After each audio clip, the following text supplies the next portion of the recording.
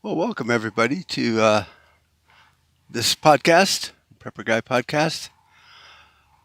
Gone through some changes. I was going to call it the therapy report and then some other things. And that's all back to Prepper Guy podcast. I'm not as worried about the numbering system, but I think this would be like 138 or one. I think it's 139, almost 140. That's a lot of episodes for a crazy guy like me. So I want to thank everybody for sticking around this many years. It's going close to 5, maybe 6 years since I started Prepper Guy website and the podcast. Didn't take long to switch to a podcast because I realized quickly that I hated blogging. Not because I hate blogging, I just fucking cannot stand to type. And if you've listened to me long enough, you understand why I don't like typing, because my brain just jumps all over the place. And so I can't type that fast. So it becomes really boring, in my opinion. I wouldn't read it, so why would you? So it took a while, but then it just went to um, boom, all of a sudden becoming a podcast. And I'm finally starting to get what podcasters call your voice, but it takes a long time to get a groove and a momentum. I've always had the way I wanted to present things, and I've never, except maybe the first couple podcasts, had an outline, because can't even stand writing that way. Why would I podcast that way? And I think most people like just a conversation, and you can tune into my podcast if you want, and it's like a conversation at a bar where a bunch of drunk people are talking, and you're listening to this one guy, but you're not really part of it, and you can walk away at any time if you disagree with them. But it's always food for thought. You might get home and go, that dumbass guy Mark that was there, he was saying some weird shit, but the more I think about it, I mean, it's kind of unfiltered and was pretty right on the money. You know, we need to think about these things, and so that's kind of what I've always tried to do. So thank you. It's not like it's an anniversary or nothing. I was just thinking, oh, thanks. It's kind of cool. So I was going to kind of veer off a little bit, because normally in prepping we talk about the normal, typical disasters that we see in life, or we think might be the disasters that would come and bite us in the ass. You know, pandemic, that's pretty close to our heart these days. And you can see how the government can, through whether the pandemic was bullshit or not. I mean, the COVID virus did kill a lot of people. I mean, that's what viruses fucking do. But it didn't have to be the way it turned out. But it seems to have turned out that way because our fearless leaders want to control us. So you have the pandemic type thing, which leads me to what I always believed is all roads lead to Rome kind of thing, in a podcast, or in a end of the world shit hit the fan kind of thing, is this pandemic almost brought about an economic collapse, which is another one of the things that preppers prepare for, is economic collapse. I'm waiting for a fucking train, so that's a reality.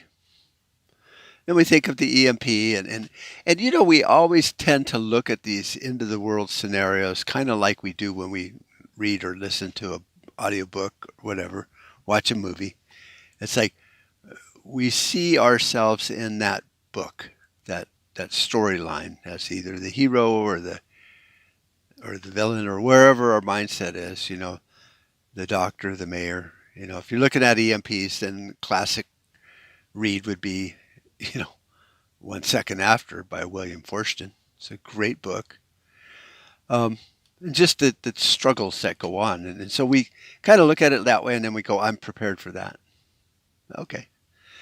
So there's the usual suspects, financial, social collapse, pandemics, EMPs or solar flares, war, thermonuclear war, plenty of books on that. And so we tend to prepare for that. And I believe that they all lead to social and financial ruin for the country. And you might be in a part of the country where it doesn't even affect you.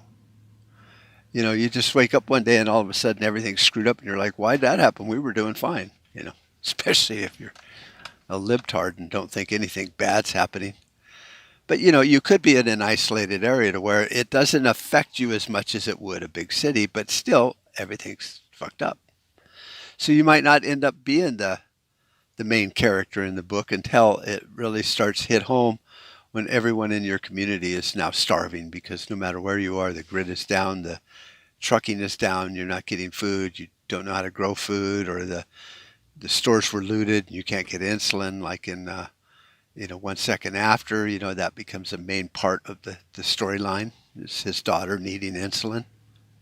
So that's what we look at, but we never really look at, and maybe a lot of us do, but you know, it's more in the realm of we love zombies, and we think, oh, what would we do if there were zombies? Which is still science fiction, but I mean, we are getting damn close to being able to do that. I mean, this COVID thing and the vaccine, they're using prions and T cells and stuff, which could lead to a zombie type plague. I mean, I've read a book 10 years ago about that. It was pretty fucking freaky. So what I want to talk about today is more of in that realm.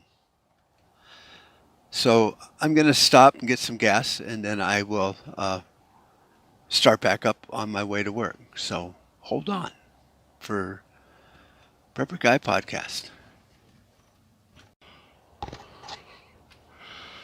Well, holy shitballs, man!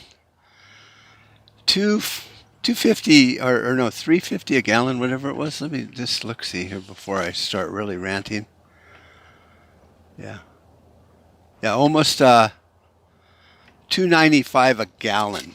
I mean, minus 0.1% or something like that. So $62 in gas in my truck because it was definitely on empty. And it's a Tundra, so it gets better mileage than a lot of trucks I've owned. I think right at 21 miles a gallon, something like that, if I keep my foot out of it, which I do now because I'm old, so I don't give a shit about racing. But yeah, woofa loofah. Of course, I guess it's not as bad as being out east right now, where all the fuel lines aren't working because of hackers. Fucking hackers. So, what I wanted to talk about today was some of the other unforeseen things that could end our world as we know it. And even though we think it's fantasy-ish, and it would still lead to pretty much the same problems we face no matter what causes, the end of our world as we knew it, it's rarely talked about. And I woke up from an oddball dream, and it's not like I'm a prophet and I had a dream and I need to have it investigated, but I was just dreaming about some books I've been listening to on audio, which is Expeditionary Force, which is kind of like an unforeseen invasion of aliens from space. And we get this attitude as I don't know, as pseudoscientists, that most aliens will be benign. They're going to come here and help us, be all sweet and cuddly. They might stick a probe up our butt once in a while, but for the most part, they're just doing it to help us, like Fauci. So we don't really look at it as the threat it could be and why it could exist, but we have reached out into space more and more. We have a space force now, so obviously it's not just about blowing up another country in space. I mean, yeah, we might get pissed because Russia has a base on the moon we don't know about or something, and so we want to blow them up. Oh, okay, whatever. But are there aliens on other planets? Well, logic and common sense and reason and an IQ a little bit over room temperature will tell you, yeah, there's just way too much out there. And even if you factor in religion, his works are without end, and earth being one of his works would mean there's other works also out there. And maybe that's what leads us to this thought process that they're going to be sweet, benign little aliens, because they're also godlike. And could be. But, some of our biggest enemies we've fought in all the wars since, the Revolutionary War have also been people created by God that you would think would be benign also. England's just here to be nice. They're helping the Indians. No, they stole all the land from the Indians, and then we kicked their ass, and then we bought it from them. Just to make that point, we bought the land from England. We paid them after the war, because that's what we do after any war. I guess it's history since the beginning of America, that once we kick someone's ass and get them to surrender, we buy it. So we feel good about it. And that's fine. I mean, we did that after the Mexican, revolution or the war with Mexico. We gave them $15 million for this. So that's what we do. So don't think that just because there are aliens on the next planet over are going to be benign and sweethearts and they're just here to do missionary work. It's not that way. And so we know through Project Blue Book and some of these things that there have been encounters, and now the government's actually releasing it, probably to gain funding for Space Force. That something did happen in Roswell. And like I said, reason has to dictate that something crashed there. It was not a weather balloon, because the military doesn't have, thousands of men comb every inch of that valley where the weather balloon went down looking for pieces of a weather balloon, no matter how secret it is. They just wound it up and hauled it away. Because weather balloons just kind of crash like a garbage can falling out of the sky. It doesn't go spreading, miles across the valley because it was doing close to the speed of light or whatever when they crashed. So they looked pretty hard for every little piece. Now, was that a military situation? Could have been. It really could have been an experimental aircraft that they didn't want Americans to see or the Russians to see. And so they leaked it out that it was aliens just so, nobody would look that close. Maybe it was a Russian experimental aircraft, or Japanese or China or whoever had technology back then. But what if it really was? What if the alien autopsy show, documentary, whatever, is true? I mean, it's a lot of facts back up to that. It was probably a real autopsy performed on an alien, because they've tested the film and how old the film was and the way everything, the clipboards, the pens, the pencils they used, the lab coats they were wearing, the clock on the wall, the room, the flooring, the lab bed that he was laying in. I mean, they analyzed everything to that period in time. So special effects, then they got a job with Spielberg or someone, Lucasfilms, because we couldn't produce that type of special effects back then, especially not on that film. So the film was dated back to the closest to our time period was 60-something. So they're saying, well, if it's a fake, then it had to be a fake done in the 60s. So they tested everything, all the stuff I mentioned, based on 60s technology and stuff, and even, filmmakers go, we can't create that realistic of special effects. There's the difference when you cut into something that's, living or dead, the way it reacts. We haven't figured that out. But if it's a fake, if the people will come forward, they have a job with I don't remember if it was Steven Spielberg or, whoever made E.T. or whatever, but he was saying, you got a job with me, paying really well. So what if it is true? What if it was an alien spacecraft, like Independence Day? Well, they're out and about. Now we can trust in God, thinking that He's told all His other people, don't go over there and dick around. Just like He's told us, don't do these 10 things in the 10 commandments or that, and then we still do them because we have free agency and maybe they do too. So that would be an attack. And unlike Independence Day, where we, get the word out to the rest of the world how to bring these sons of bitches down, it's not going to work because we're just not technologically advanced enough to even putter around in space at way slower than light speed. And science is now showing that you maybe could fold space and do wormholes, and they exist, and black holes, there might be a wormhole, and, or traveling at the speed of light, maybe 1 mile an hour slower than the speed of light because, our little minds can't handle going faster than the speed of light, even though we couldn't figure out going faster than the speed of sound until somebody said, well, fuck it. You build a plane, I'll fly it. And he did. And then we broke the sound barrier. Now planes travel 3-4 times the speed of sound. So it's out there. It's within our grasp. We as humans tend to limit ourselves by saying we can't do that. And then we don't do that. And there's a great book. It's called The Day the Universe Changed. I don't remember where it was written. I had a copy of it back in 84, 85. And it's by James Burke, a scientist. And he kind of explains how science works. He goes, you come up with a theory and then you have to prove it. That's your thesis.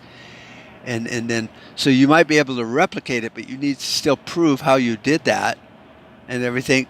And so he goes, when it comes to like light wave and light beam technology, he goes, that's one test we can never run, is whether light is a wave or a beam, because you have to have the lights on to read the results of the experiment, and the minute you do that, it contaminates it. So rather than just going, well, fuck it then, we don't know, we just invented light wave technology and light beam technology. So sometimes not knowing whether we can or can't is a blessing. But now that we live in an America and in a world to where we're being controlled by people that don't want these secrets out. They don't want you to figure anything out. They don't even want you to figure out light wave and light beam, because I'm sure somebody's got a patent on it, and they're going to, lobby the federal government to arrest you, just like I think it was, God, I wish I could remember his name, the guy that invented the hydrogen car, ran on water. And science has for years said, you can't do that, you can't do that, you can't do that, you can't do that.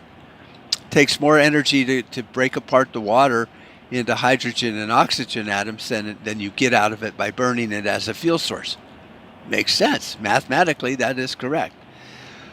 What I think his name was Mars, I could be wrong, what he developed was a carburation system that took the water, ran it through a jet, like jets in a carburetor, an injection system that was so small that it literally separated the oxygen from the hydrogen at the point of injection into the carburetor. And therefore it took no electricity, just pressure, just like fuel injection system. And he drove his car all the way from California to New York or something, and there was an article in the 60s from Time or one of the magazines that followed him and took pictures along the way, and then immediately, big oil and government said he was stupid and crazy and lying, and it was all a conspiracy and whatever. But he's the same guy that when Apollo 13 or whatever had a problem in space, and the ever famous quote, Houston, we have a problem. That was their oxygen cells that separate oxygen from hydrogen and carbon monoxide and all that to create oxygen, because they just can't take enough oxygen up into space. It's heavy, just the tanks are heavy.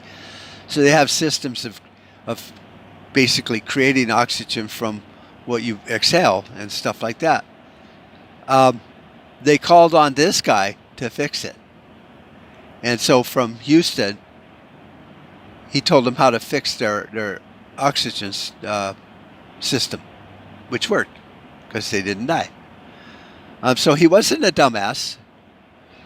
And then the AEIE, or whoever they are, the Atomic Energy Commission, got involved and said, well, what you're creating is a form of an explosion that's, akin to atomic energy or an atomic bomb.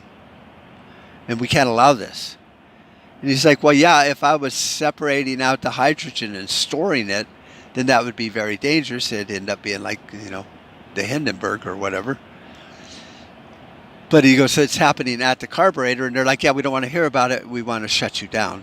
And they did. And so now I still pay $60-some for gas instead of water. Because big oil would not have liked that at all. So you can see that these technologies that may or may not exist that we got from Roswell and all this stuff could be under wraps just because some big company hasn't figured out how to do it yet and sell it to the American people, just like Big Pharma just can't seem to figure out a cure for cancer, even though there's a cure for cancer in Istanbul, because they're not regulated like we are. And so they have not found a cancer yet they cannot cure and treat and make it go the fuck away. And they're saving lives by the thousand every day. In America, you're just not going to ever see that technology because Big Pharma has the government and the politicians and the judges by the balls. Plain and simple. So out there in the endless amount of space, there could be a technology and a life planet that has, hey, we figured this out. And we can jump through wormholes or whatever, and we can end up in Earth, a year, a week, whatever, however long it takes to travel at 4 times the speed of light, or once even at the speed of light, because just to get to Pluto, I don't know how many light years it is, but when you think about it, that's light years away. And so if it's 1,000,000 light years, then traveling at the speed of light is going to take you 1,000,000 years. And even if you can fold, or actually, even if you can go 4 times the speed of light, then it's going to take 250,000 years to get here. So there has to be another technology, and they might have stumbled upon it. There might be alien tech out there that they have found. We didn't. They did. But if you believe in God and religion, and that God is a being, and he's all present, then he can appear to me and you simultaneously across the world, which is, traveling at the speed of a car would be impossible. So there's probably science and string theories and stuff like that could make it happen. I don't know. But we always look at America and the world that we live in and go, well, that will never happen in America. We will never have a financial collapse because, well, we're America. And that little pipe dream has held true for 250 years now. Even, 100 years since we've started thinking about end of the world shit. 100 years. We all buy into that comfort food called bullshit, called hopium. We're all strung out on hopium, thinking that that can't happen to America. We're the greatest military ever. Well, no.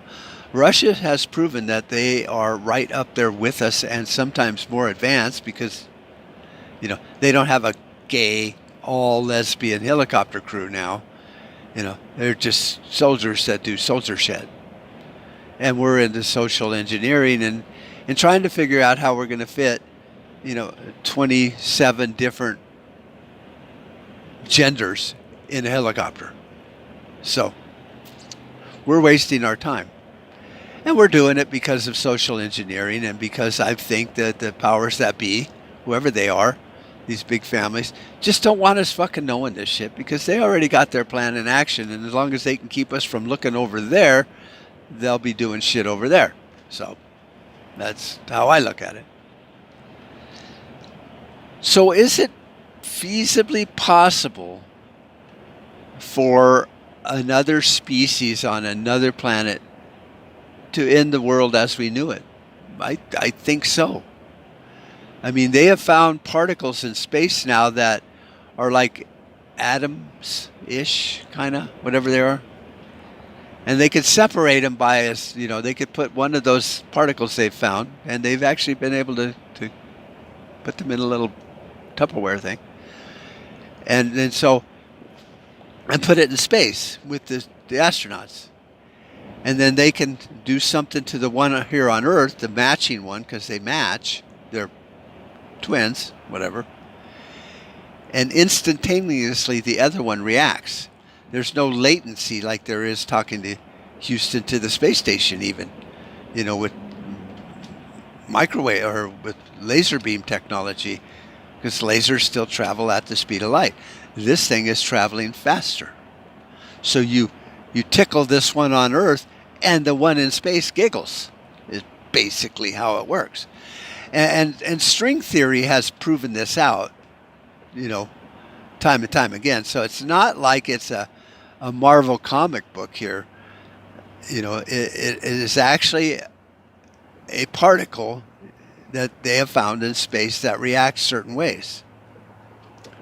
So you could use those on-off scenarios, like in computers, to talk to a spaceship a billion light years away. And when you're tickling this one here on Earth, that one's giggling.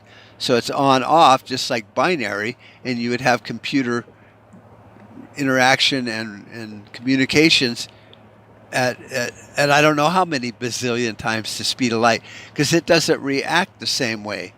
So is there technology out there that we have no fucking clue how it works? Yeah.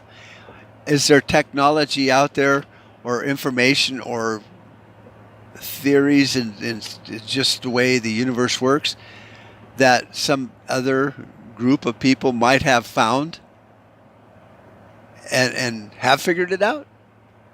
Yeah, possibly. Now that's just communications, Mark, but how do you take a spaceship from here, tickle it here, and have it laugh, a million light years away? Well, that's different, but the point is there's shit we have no fucking clue about. And it's out there. Why? Because God has said his works are without end, which means he's been tinkering in God's little workshop for 500 bazillion years, because we don't know how old he is. He's everything.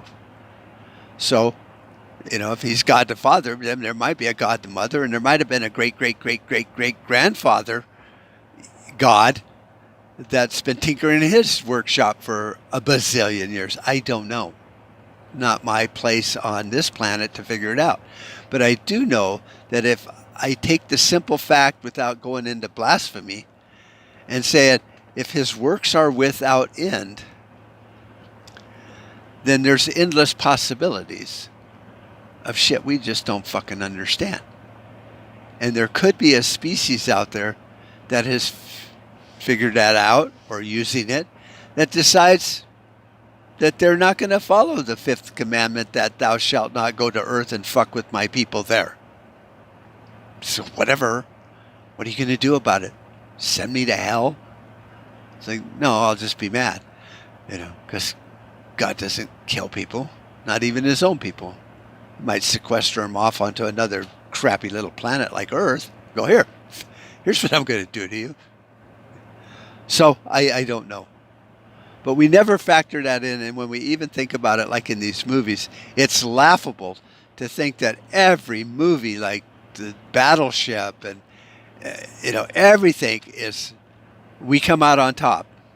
Whether it's the day the earth stood still, the new one, because the old one, we didn't really win at all. Well, I guess in the one with Keanu Reeves, we didn't really win either, but in the old one, the black and white one from the 60s, the guy that Keanu Reeves plays in the old movie, he basically, gets tired of bucking with everybody, and he just, And he finally gets to meet with all the scientists, you know, and he's like, you see this robot here? He goes, there are millions of them throughout the galaxy. And now that you have become atomic powered and you're blowing shit up with atomic bombs and creating ripples in the space-time continuum or whatever, you know, these guys will come and destroy your planet because you don't fuck with certain things. Just like you fuck with Mother Nature and she will come and tear your head off. Just like any mother. You know, so, you know, we always seem to always come out ahead, even if it's an asteroid flying towards us, you know, yay! You know, the new one, Greenland, you know, 9 months later we come out and it's like, oh, the sun is shining. That fucking shit does not happen. You know, because that's an extinction level event, according to the movie. So whatever hit the Earth would cause so much destruction that before life even reformed or you walked outside of your big bunker, which you wouldn't survive in anyway, because you're filtering air, you're bringing air up. It just doesn't work, okay? Good. So even in that show, we come out 9 months later. It's like, hey, it's like, it doesn't work that way.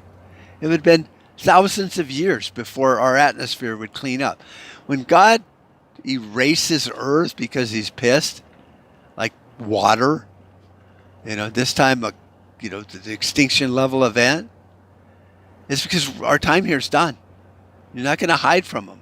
You're not going to keep anything remaining from this planet to that one. And even if you hid in a bunker at the center of the Earth and you actually love to heat that much, you didn't die, he's still going to come and take you because he's God. He's like, we're done here. Time to go. Recess. Go. It's over. Fucking back into class. You wouldn't say that because he's God, but I would. So you're not going to hide from it. But, you know, there's possibilities of other things out there, and and you can't really prep for that either any more than any of the other things we prep for. And so it's more of an exercise, a mental exercise or brain fuck experiment. It's like doing CrossFit. It just wears you out. It really barely does you any good, except over the long term. But you have to think about these things because they all boil down to one thing, and the alien shit from another planet might end up being extinction level to where your preps aren't going to matter. But everything happening here on Earth, pandemics and stuff, they're all going to lead to without rule of law, no matter what. You know, if there's an EMP, there's social collapse, there's a breakdown of supplies, and people are killing each other, and cannibalism, which is stupid, but whatever. You know, it's like all the animals freaked out and killed themselves because their internet didn't work. But, you know, there's the book I told you, Earth Abides. And maybe in the footnote of this podcast, I'll put some of the books that I really like in there. You can click on and go buy. It might, I'll make 5 fucking pennies, but it won't cost you anymore. So I make a little bit. I appreciate that if you do that.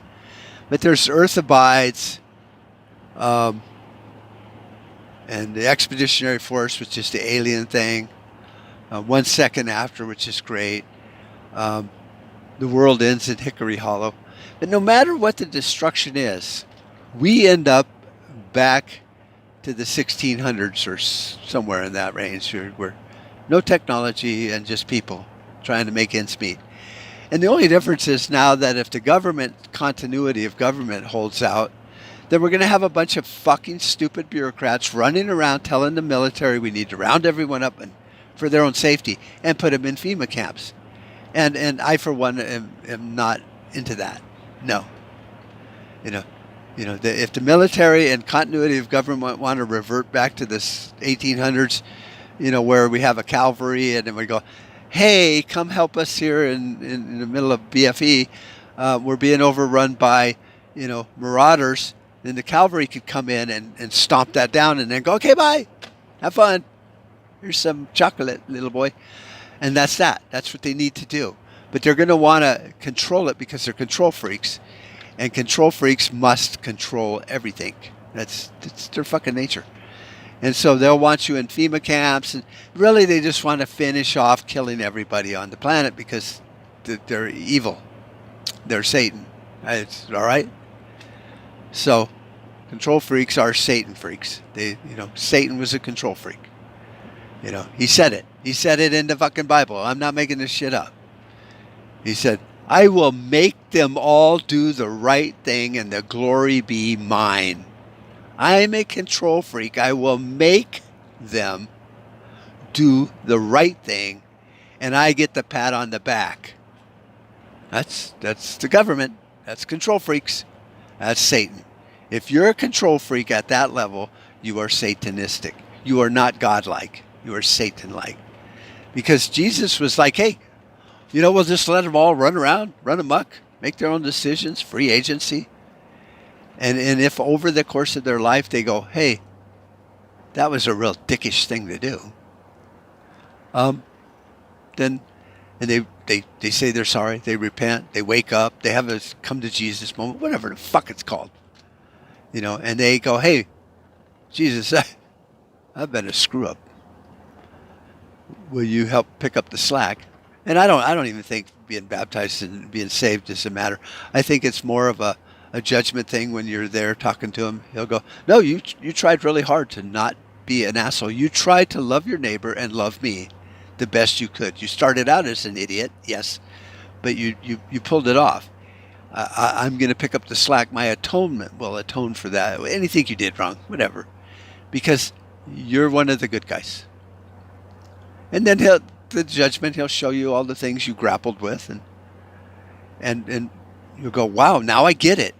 See, because I tried to solve that on earth my whole life, and I didn't understand. But now that you've shown me what the fuck, I get it. It's as clear as crystal clear water. I get it now. You wouldn't get it if you didn't grapple with it because you have no understanding of what you're getting. You can't understand medical science and surgery reading books until you actually cut it open and go, oh, now that I have my hand in this guy's chest, I feel that thing underneath there. I get it. I so get it. And that's what it'll be like. And that's just my opinion. And, if no one agrees, that's fine. It's not like the first time people go, Mark, you're wrong when it comes to God and religion. It's like, hey, my fucking life, I'll deal with it my way. So there's a million ways that the world could end. Just like that movie, A Million Ways to Die in the Old West. There's a million ways or more of how civilization can be disrupted to a point to where there's utter social collapse. And these countries that are starting their own economies and breaking away from the petrodollar, is it because there's nefarious means, or reasons that they're thinking about? They're trying to isolate themselves from the collateral damage, because when the American economy collapses, their economy collapses because they're so tied to us. But if they cut those bindings and those extremely volatile financial ties to us, then their economy will reel, but they might not collapse. Because, right now, it's like I was talking to my grandson, it's like, what's the difference between, cryptocurrency and silver? Because his dad buys some crypto stuff, and he's pretty smart. He's 12 or 13. He's already going, what's the difference? So I said, well, intrinsic means tangible. It's something you could touch. Tangible means touchable. And I said, Bitcoin is like having a bunch of food storage at your neighbor's house, but if they're not home, you can't get to it. So all your Pokemon cards, you got them. There they are. But you can't get to them, so you can't trade. So you might as well not have them. And he's like, oh, I get that. So, there's these financial ties that if you're not vested in other things, like the American dollar, the petrodollar, then if America falls on its face, which we are, we're falling. I mean, our hands are out and we've already bruised up everything. We just haven't hit our face yet. But it's right there. It's I mean, inertia. It's there. So um, these are the things that will happen. And that's why these countries are divesting themselves of the uh, the dollar. And it's not to hurt us, even though our government says it is, so that in that way we hate them, and then they can divide and conquer, and then, oh my God, we need to kill them. Yes, kill. They must die. So that's how I see it. Um, so I can't really give you any, concrete evidence that there's life out there that might invade and end our planet and our existence as we know it. But it is out there. Is it as real as an economic collapse? I think it is as real based on just science and logic. Is it probable? Economic collapse is probably the number one probability right now. And America could turn around and to spite, cut off our nose, spite our face because everyone's divesting from the dollar and we see the end coming. We could, launch EMPs around the world and shut everyone off. It's like there. But, you know, our leaders might think, well, if we do that, then we need to keep ours on. But then Russia, China, even these third world countries like North Korea have satellites over America that are at an amazingly convenient altitude for an EMP, but they call them weather satellites. Like North Korea gives a flying fuck about the weather. So it's an EMP, so they could still catch us off guard. They could blow up one of them and really cripple everything, and then wait a day and blow up another one, and then wait a day and blow up another one. So every time you drag your shit out of your Faraday cage, they just fucking do it again. And then they might wait until and then when they, got their spies, sending messages in a bottle back to North Korea, go, okay, they're starting to communicate a little bit. We're picking up some chatter here. Do another one. They got satellites all over the fucking place. So, it's unfortunate that our government, because they're control freaks, have created this society and world of hate, whereas God and Jesus wanted love and, and working together, which would have been great. It's not going to happen, so might as well just accept that shit. So probabilities are something like that.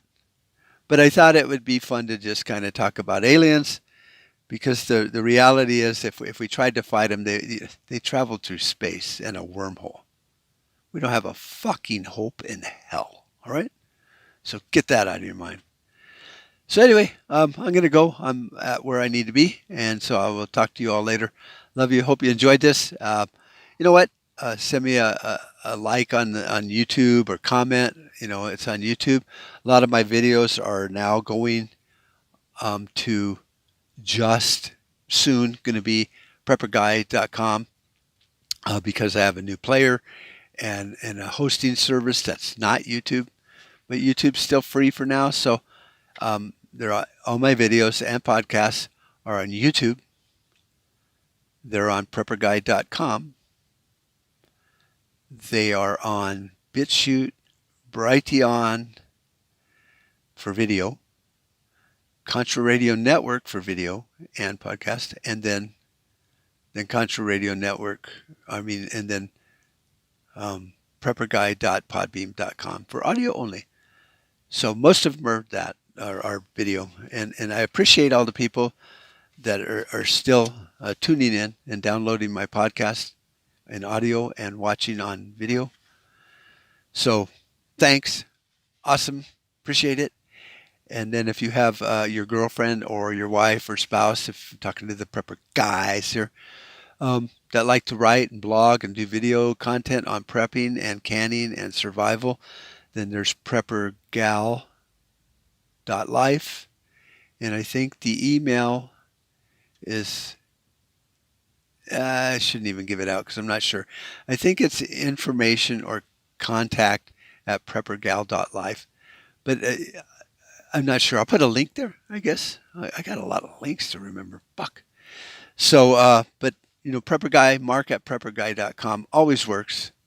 And no matter what the subject is. So, anyway, talk to you later. Love you. Enjoy the apocalypse or the coming alien invasion. Bye-bye. We made too many compromises already. Too many retreats. They invade our space, and we fall back. I'm your huckleberry.